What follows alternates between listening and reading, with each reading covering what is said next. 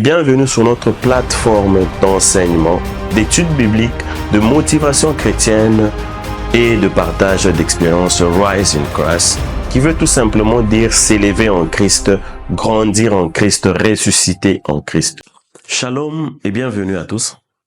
Nous continuons notre survol du Nouveau Testament, mais aujourd'hui, nous allons parler du livre ou encore du premier livre ou premier épître de Jean.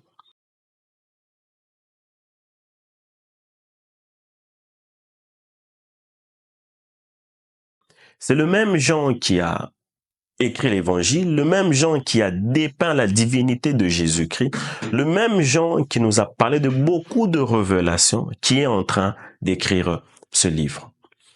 Et ce livre de 1 Jean est un livre qui a été écrit environ en 85 ou 95 après Jésus-Christ.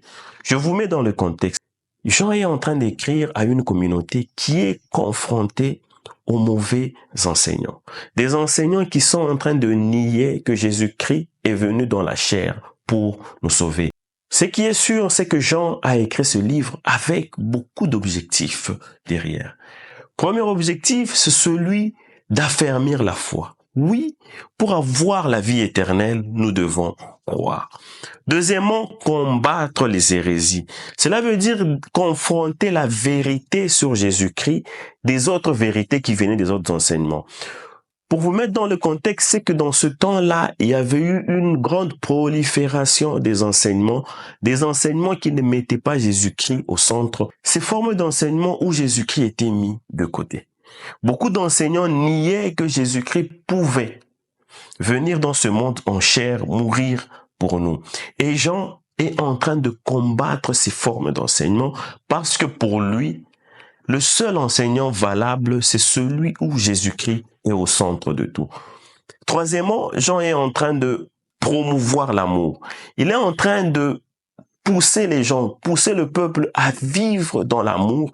L'amour comme étant un commandement que nous avons reçu de Dieu. Aimez-vous les uns les autres comme moi je vous ai aimé. Donc Jean est en train de mettre au centre de ses enseignements Christ et l'amour parce que Dieu est amour. Il est aussi en train d'encourager une vie sainte. Jean pousse le peuple à se détourner de toute forme de souillure, à se détourner de toutes ces choses qui nous empêchent d'avoir une communion avec Dieu. L'apôtre Jean est en train d'aborder plusieurs thèmes, tels que Dieu est lumière, ce qui est un appel pour nous à vivre dans la sainteté et la transparence. Nous devons être transparents et devant Dieu et devant les hommes. L'apôtre Jean est aussi en train d'aborder un thème qui parle de la certitude du salut. Un chrétien doit être rassuré de son salut et que la seule chose qui peut lui faire perdre son salut, c'est l'apostasie. Plusieurs versets clés. Premier verset clé, 1 Jean 1 à 5. Dieu est lumière, il n'y a point en lui de ténèbres. Deuxième verset clé, 1 Jean 2, 6.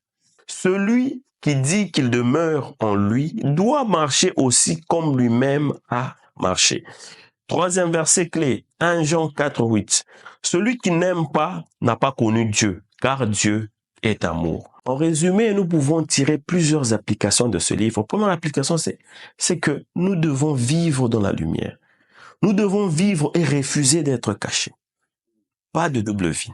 Deuxièmement, aimer activement. Un amour qui passe à l'action. Veiller sur la vérité. Nous devons veiller sur la véritable doctrine. Nous devons à tout moment tester les enseignements que nous recevons. Est-ce que ces enseignements sont en accord avec la parole de Dieu? Est-ce que ces enseignements sont en accord avec la doctrine qui nous a été laissée par les apôtres? Et quatrièmement, être rassuré. Oui, tout croyant doit avoir une certitude de sa relation avec Dieu, doit avoir une certitude de la vie éternelle. Parce que la vie éternelle, nous ne l'avons qu'en Jésus-Christ. Nous sommes arrivés à la fin de notre programme. Aujourd'hui, nous avons parlé du premier épître de Jean. Un épître qui met en évidence l'amour, la vérité, la vie éternelle et le fait de combattre les mauvaises doctrines. Et j'espère que ce programme a été bénéfique pour vous. Sinon, à la prochaine. Que Dieu vous bénisse. Bienvenue sur notre plateforme d'enseignement, d'études bibliques, de motivation chrétienne et de partage d'expériences Rise in Christ, qui veut tout simplement dire s'élever en Christ, grandir en Christ, ressusciter en Christ.